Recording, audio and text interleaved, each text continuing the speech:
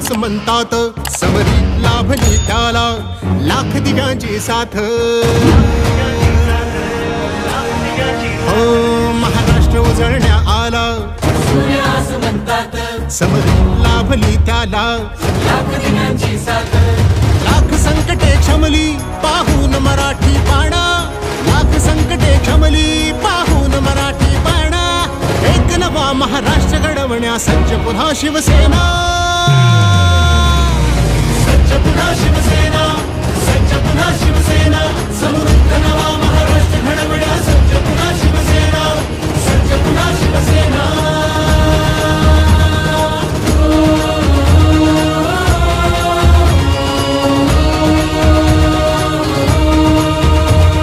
हृदयांच्या त्या सम्राटाने बाळकडू पाजले, गावोगावी नाव फक्त शिवसेनेचे गाजले। हृदयांच्या त्या सम्राटाने बाळकडू पाजले, गावोगावी नाव फक्त शिवसेनेचे गाजले। धर्मवीर नाभाने झुकल्या सर्व गनिमी माना, एक नवा महाराष्ट्र घडवण्या सज्ज पुन्हा शिवसेना, सज्ज पुन्हा शिवसेना, सज्ज पुन्हा शिवसेना। समृद्ध नवा महाराष्ट्र घडवण्या सज्ज पुन्हा शिवसेना, सज्ज पुन्हा शिवसेना।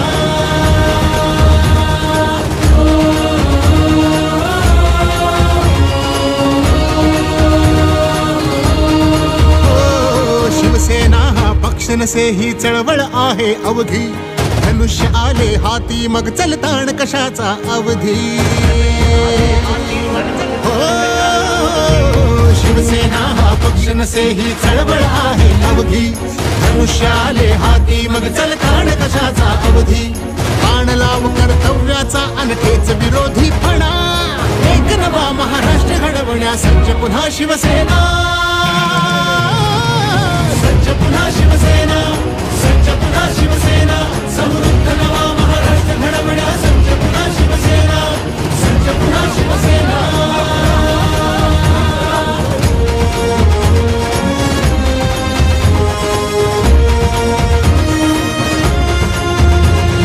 सुभेदार शोधला राखण्या गड महाराष्ट्राचा,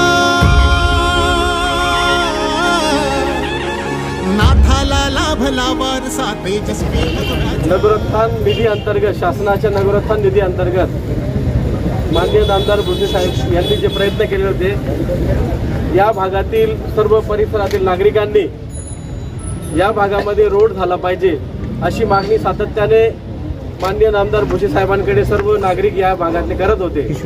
आणि त्या अनुषंगाने माननीय आमदार भुसे साहेबांनी हा रस्ता मंजूर करून, नागरी नगरोत्थान अंतर्गत हा रस्ता मंजूर करून आज साहेबांच्या हस्ते आणि या परिसरातील नागरिकांच्या हस्ते या ठिकाणी भूमिपूजन होत आहे। कुठला परिसर काय? अग्रसेन भवन, वर्धमान नगर या परिसरातील महालक्ष्मी कॉलनी। स्वागत करायचं आहे।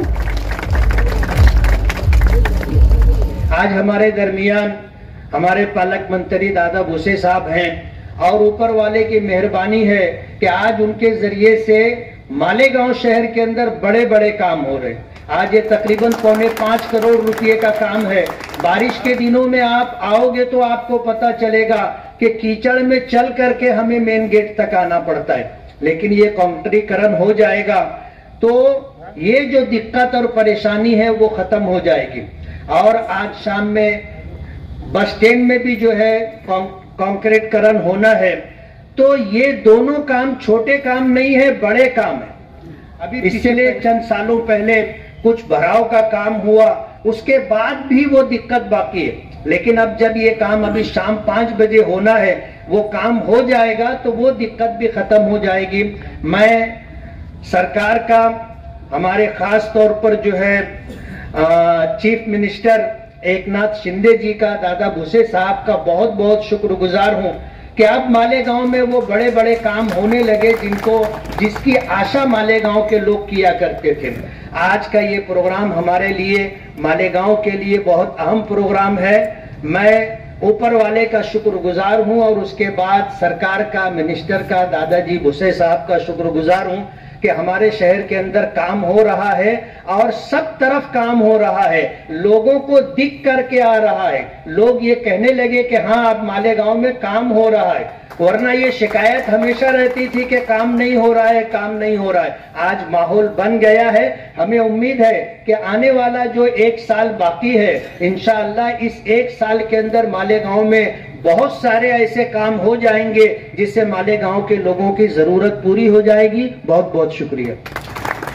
आपल्या मालेगावच्या 200 खाटांचं जे सामान्य रुग्णालय आहे, त्या सामान्य रुग्णालयाची दुरुस्ती, सुशोभीकरण, काँक्रिटीकरणाचं बांधकाम, इतर सविस्तर कामांचा उल्लेख यापूर्वीच करण्यात आलेला आहे। साधारणपणे 4,73,00,000 रुपयाच्या विकास कामांचं भूमिपूजन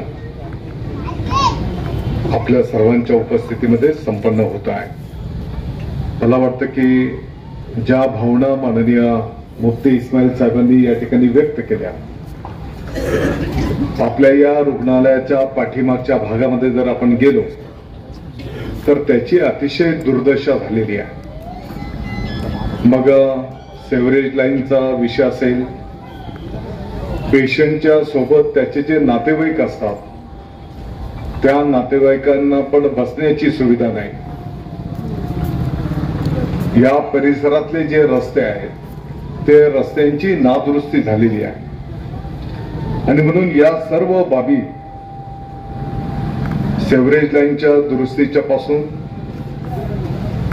मुफ्ती साहब इसको पूरे कैंपस में अंडरग्राउंड ड्रेनेज सिस्टम से भी जोड़ रहे हैं।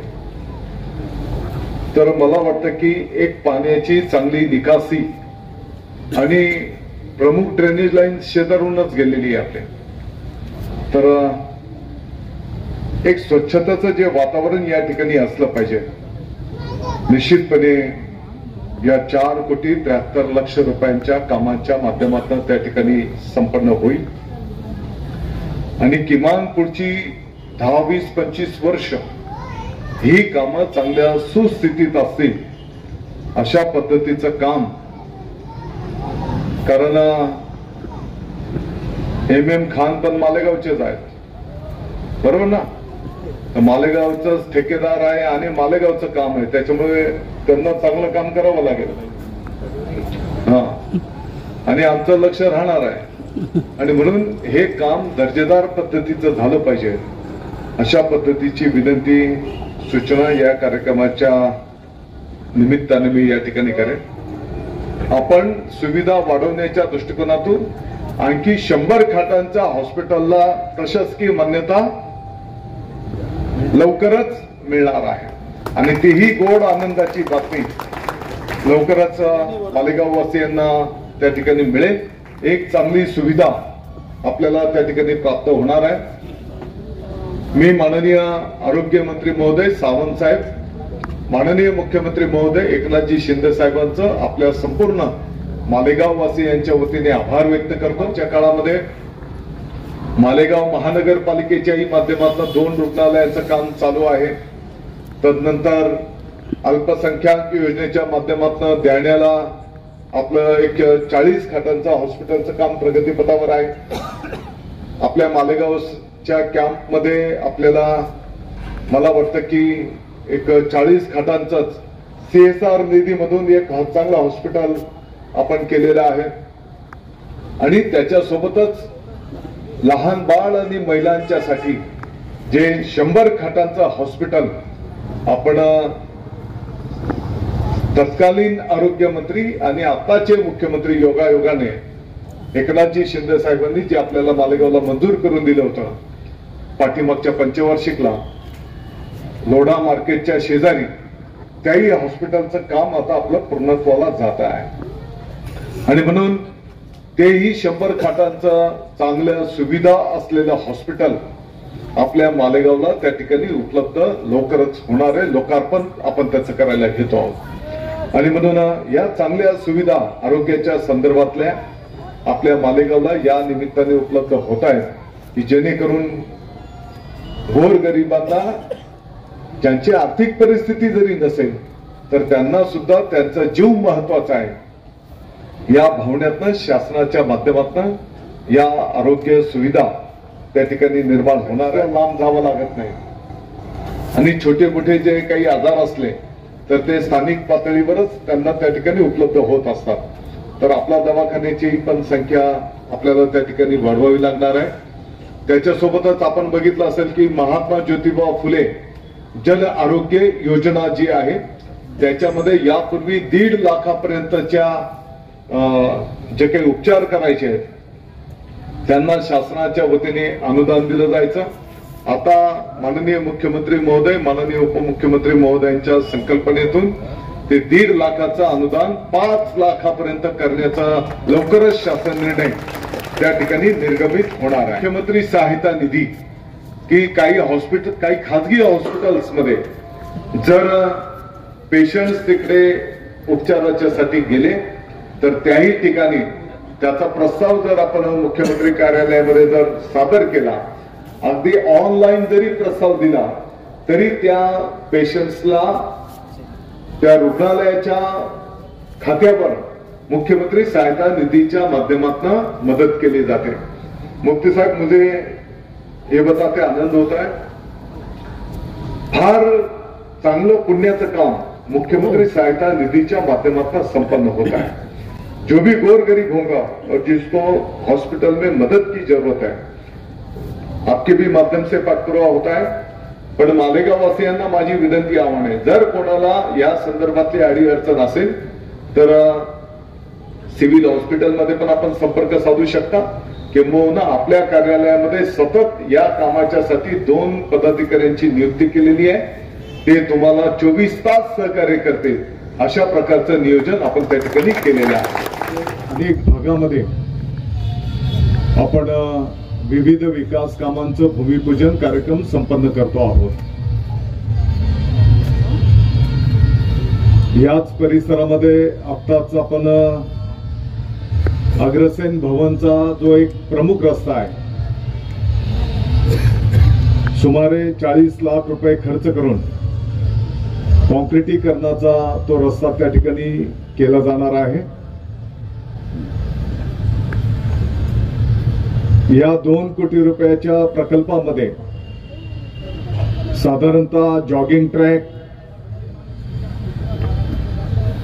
कबड्डी आणि व्हॉलीबॉलचं जे ग्राउंड असतात ते ग्राउंड तयार करणे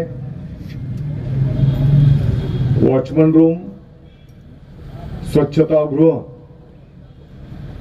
आणि जॉगिंग ट्रॅक आणि सगळ्यात महत्वाची गोष्ट जेव्हा उद्याला काही खेळांचे सामने स्पर्धा इथे संपन्न होतील तर त्या स्पर्धा पाहण्याच्यासाठी प्रेक्षक गॅलरी असा हा सुमारे 2 कोटी रुपयाचा प्रकल्प त्याचं भूमिपूजन आज आपल्या सर्वांच्या उपस्थितीमध्ये या ठिकाणी संपन्न होतो आहे. स्मारक आहे आणि आता आपण त्या ठिकाणी जी मानवंदना देऊन आलो आपण बघितलं असेल की त्या हुतात्मा स्मारकाची अतिशय दुर्दशा पाठीमागच्या काळात झालेली आणि म्हणून जिल्हा नियोजनच्या माध्यमातून 25 लाख रुपये खर्च करून त्या हुतात्मा स्मारकाचं रूपांतर आपण अभ्यासिकेमध्ये केलेलं आहे आणि आज अनेक तरुण तरुणी त्या ठिकाणी अभ्यास करता आहेत आणि येणाऱ्या काळामध्ये आपल्या मालेगावचं नाव मोठं करण्यामध्ये त्यांचं योगदान असणार आहे. ज्या विद्यार्थ्यांना घरामध्ये जागा कमी असल्यामुळे अभ्यास करायला अडचणी आहेत अशा विद्यार्थ्यांच्यासाठी सर्व सोयी सुविधा आणखी काही सुविधा करण्याची आवश्यकता आहे राजेश भाऊ. तर येणाऱ्या काळामध्ये ती पण सुविधा आपण त्या ठिकाणी निश्चितपणे विद्यार्थ्यांच्यासाठी उपलब्ध करून देऊ. आणि दुसरी तेवढीच महत्वाची गोष्ट की या परिसरामध्येच छत्रपती शिवाजी महाराजांच्या नावाने आपला जिमखाना पण आहे. मला वाटतं की खूप जुनी वास्तू आपल्या जिमखान्याची त्या ठिकाणी आहे. मग बॅडमिंटन असेल आणि इतरही खेळांच्यासाठी, खेळाडूंच्यासाठी तो जिमखाना गेल्या अनेक वर्षांच्या पासून आपल्या मालेगावच्या खेळाडूंना प्रशिक्षकांच्या माध्यमातून सेवा देतो आहे.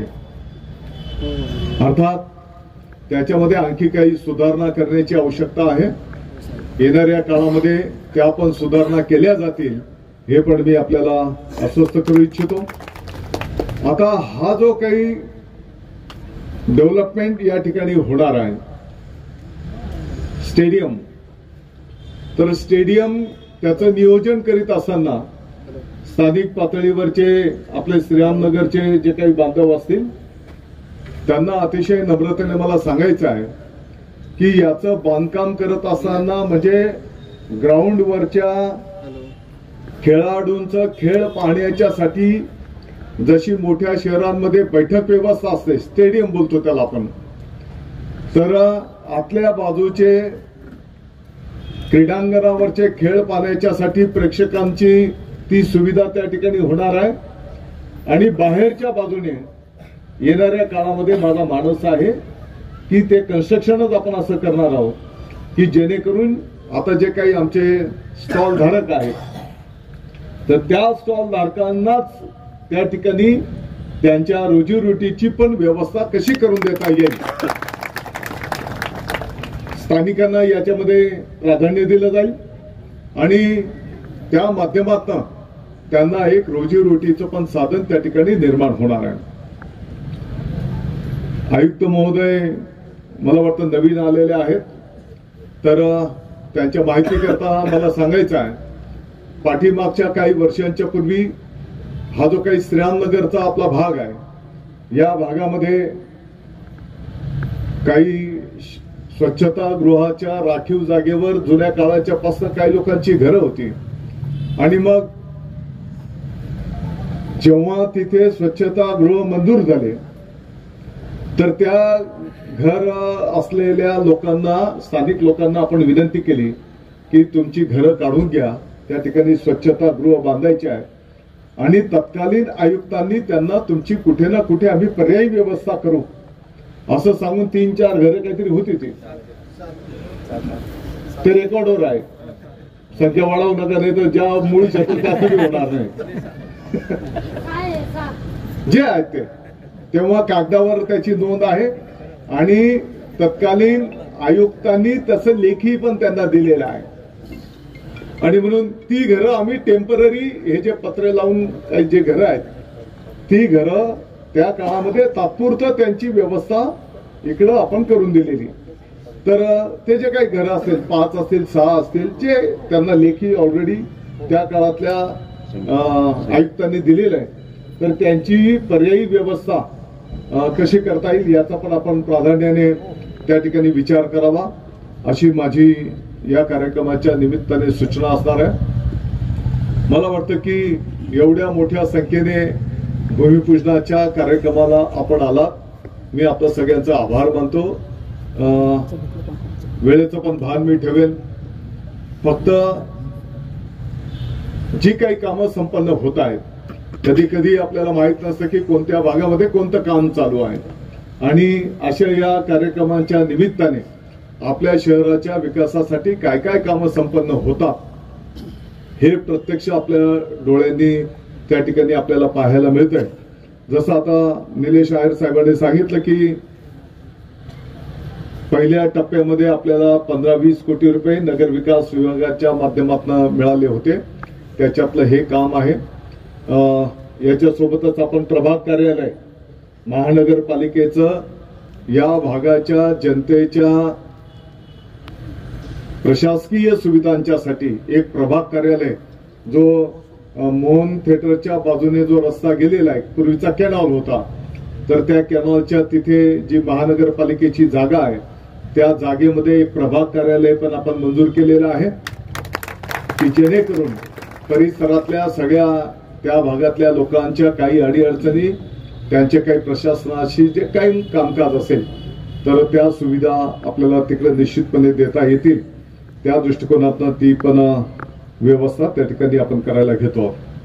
आपल्याला या परिसराच्याच विकासाच्या संदर्भात जर बोलायचं झालं तर पाठीमागच्या काळामध्ये आपले नगरसेवक घोडके साहेब असतील, राजेश गंगावणे साहेब असतील, यांच्या माध्यमातून एक चांगली कमान प्रवेशद्वार त्या ठिकाणी बांधण्यात आलेला आहे. हा रस्ता पण काही चांगल्या प्रमाणात झाला. आंबेडकर नगर पासून तर द्याण्याकडे जाणारा जो रस्ता आहे त्या रस्त्याची तिथे अंडरग्राऊंड ड्रेनेज टाकल्यामुळे काही प्रमाणात दुर्दशा झाली.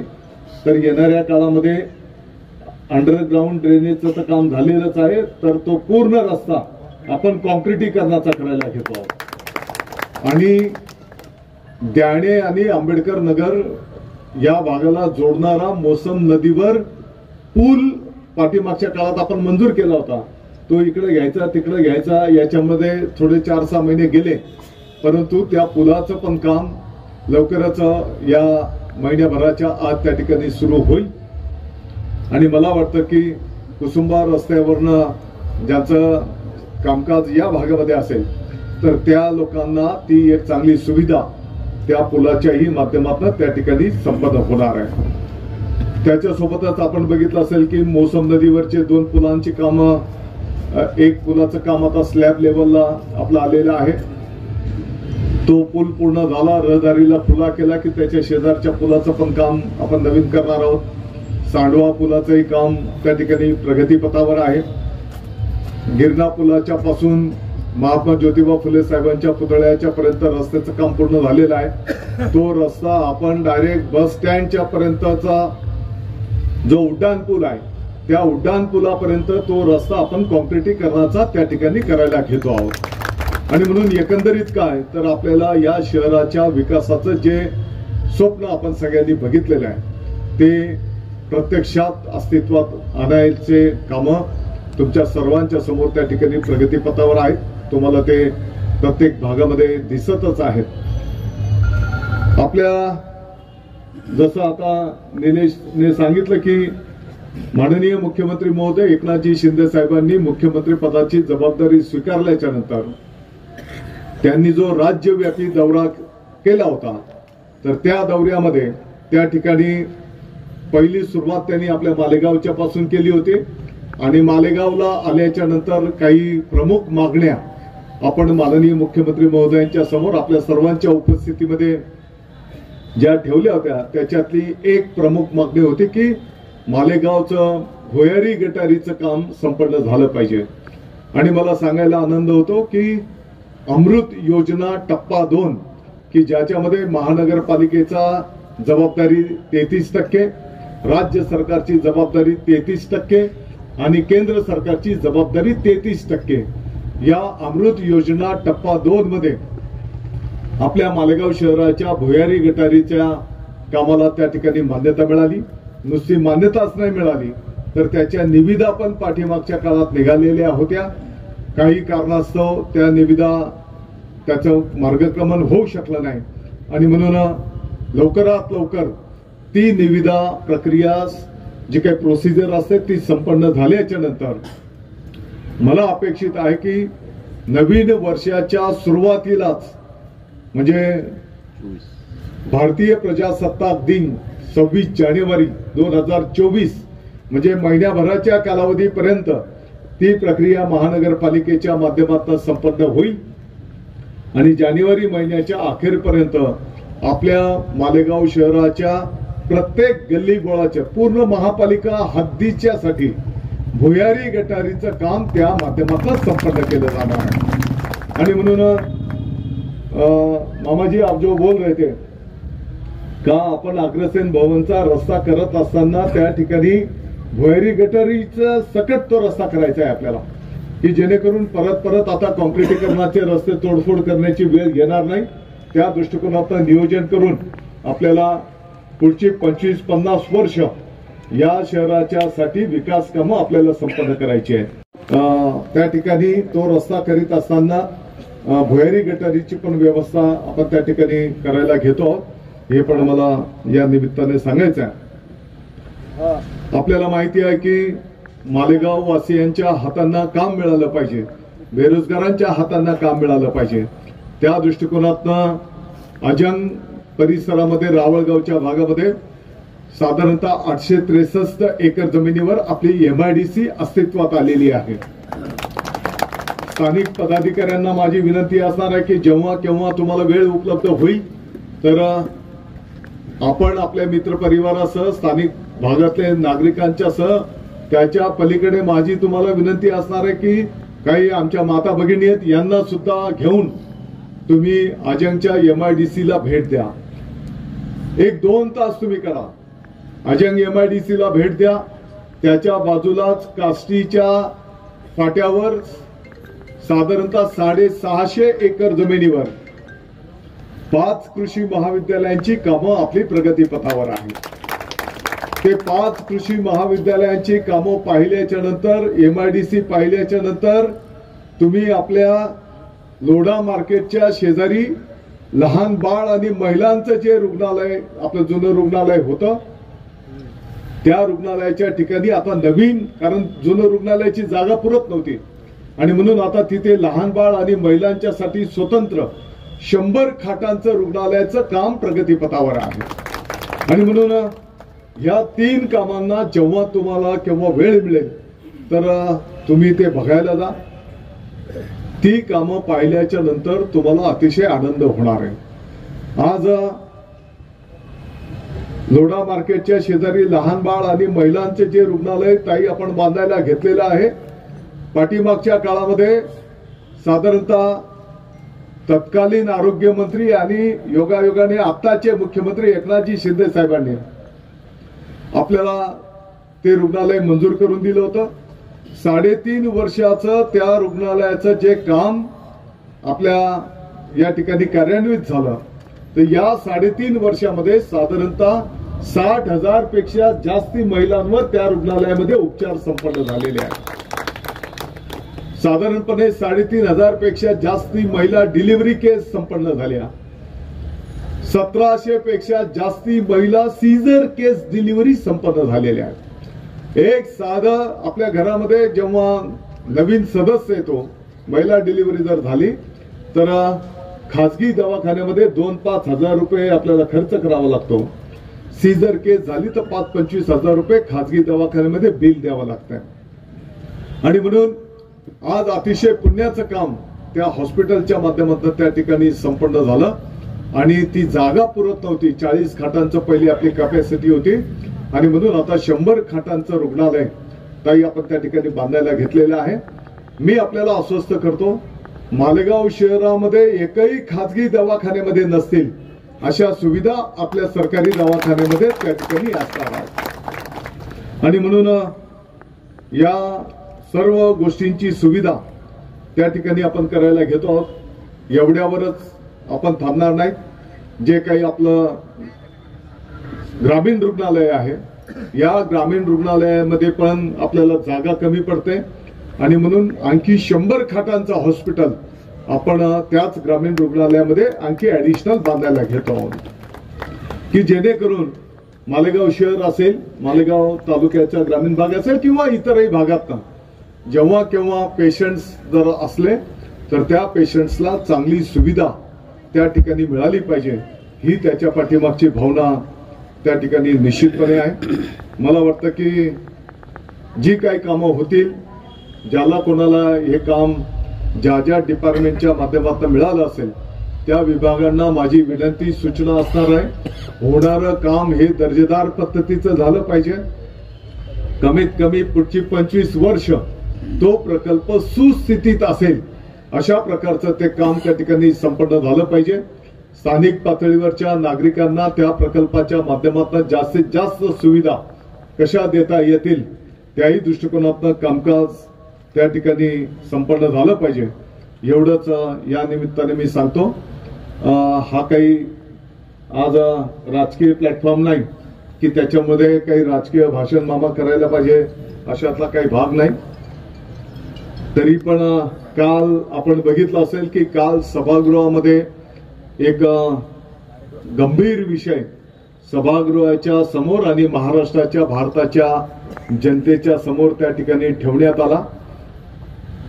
आपल्याला आठवत असेल की आपल्या देशाचं विरोधातला एक क्रमांकाचा आपल्या भारताचा शत्रू दाऊद इब्राहिम, की ज्याने आपल्या देशावर वेगवेगळ्या पद्धतीने यापूर्वी हल्ले केले, त्या दाऊद इब्राहिमचा एक प्रमुख साथीदार, प्रमुख शूटर सलीम कुत्ता त्याचं नाव आहे. तर त्या सलीम कुत्ताच्या सोबत आपल्या नाशिकचे उबाठा गटाचे महानगर प्रमुख त्याच्या सोबत पार्टी करताना त्या ठिकाणी क्लिप व्हायरल झालेली आहे. सलीम कुत्ताच्या माध्यमातून मुंबईवर 9-10 ठिकाणी बॉम्बस्फोट करण्यात आले. साधारणतः 257 लोकांचं दुःखद निधन झालंय. 700 पेक्षा जास्ती लोक जखमी झाले, निरपराध नागरिक. अगदी त्या बॉम्बस्फोटाच्या काळामध्ये सेना भवन सुद्धा उडवण्याचं नियोजन त्या ठिकाणी करण्यात आलेलं होतं. हिंदू हृदय सम्राट शिवसेना प्रमुखांच्या आशीर्वादाने तो बॉम्ब ब्लास्ट झाला नाही आणि सेना भवन त्या ठिकाणी वाचलं. त्या आरोपीला टाडा कोर्टाने सुनावणी घेऊन जन्मठेपेची शिक्षा सुनावलेली आहे, जन्मठेप. आणि जो आरोपी जन्मठेप भोगतो आहे त्या आरोपीच्या सोबत नाशिकचा उबाठा गटाचा पदाधिकारी आत्ताच्या घडीला महानगर प्रमुख आहे सुधाकर बडगुजर. सुधाकर बडगुजरच्या फार्म हाऊसवर त्या सलीम कुत्ताच्या सन्मानार्थ सुधाकर बडगुजरने पार्टी दिली.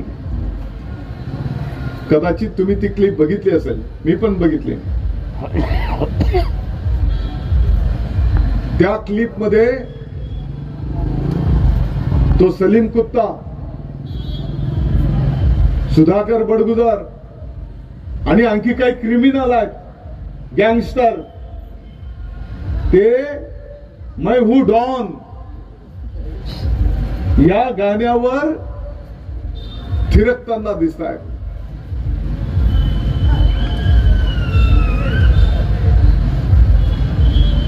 आता काल मी बडगुजरची मुलाखत बघितली. बडगुजर हा मान्य करत नाही की मी तिकडे नव्हतो किंवा ते खोटं आहे असं बोलत नाही. काय बोलतो की कुठं सार्वजनिक ठिकाणी कुठं काही समारंभात भेटलं असेल तर मला आठवत नाही. अरे ज्याने आपल्या महाराष्ट्राचे, आपल्या देशाचे, आपल्या मुंबईचे 257 निरपराध लोकांचा बळी घेतला, 700 पेक्षा जास्ती लोकांना जखमी केलं, अशा देशद्रोहाच्या सोबत तुम्ही पार्टी करता? तुम्हाला लाज शरम वाटायला पाहिजे.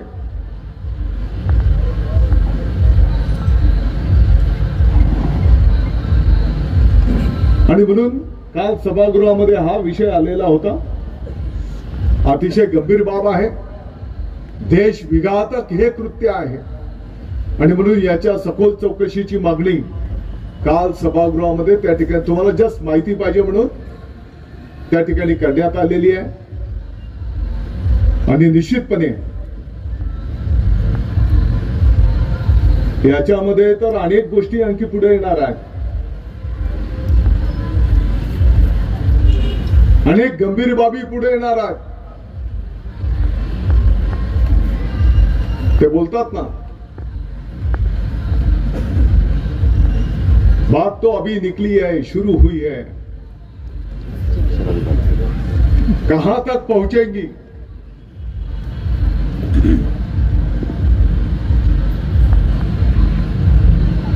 देशद्रोहाच्या संदर्भामध्ये भारताचा कोणताच नागरिक याचं समर्थन करणार नाही, तो कोणत्याही जातीपातीचा असू दे.